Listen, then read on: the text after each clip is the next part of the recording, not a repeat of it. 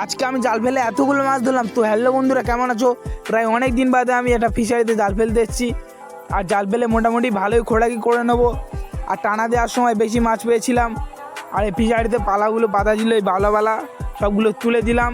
তুলে জাল ফেলতে হচ্ছিলো। আর কোণে একটা পালা থুয়ে দিতে হয়, কারণ টানা দিয়ে ওর থেকে বেশি মাছ ধরবো। ওই কোণে পালাটা বাঁধা আছে, যখন জাল টেনে নিয়ে চলে যাবো ওই পালাটা তুলবে। আর ওই পালার ভিতর বেশি মাছ থাকে, কারণ অনেকক্ষণ ধরে তাড়া পাওয়ার ফলে ওই পালার ভিতর মাছ ঢুকে যায়। তো বন্ধুরা, এবার টানা দিচ্ছি। আর এই চ্যানেলটায় মোটামুটি বেশি মাছ পড়বে। দেখা যাক কী পড়ে। পালার কাছাকাছি চলে সেই কোণে পালাটা আছে, কাছাকাছি চলে গেলে একজন পালাটা তুলে নেবে। আমি তুলতে বললাম আর পালাটা তুলে নিল।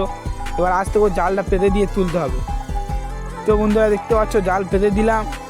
আর মোটামুটি ভালোই মাছ পেয়েছিলাম, একটা ভেটকি মাছ, পার্শে মাছ। তো বন্ধুরা, ভিডিওটা ভালো লাগলে একটি লাইক করবে। টাটা বন্ধুরা।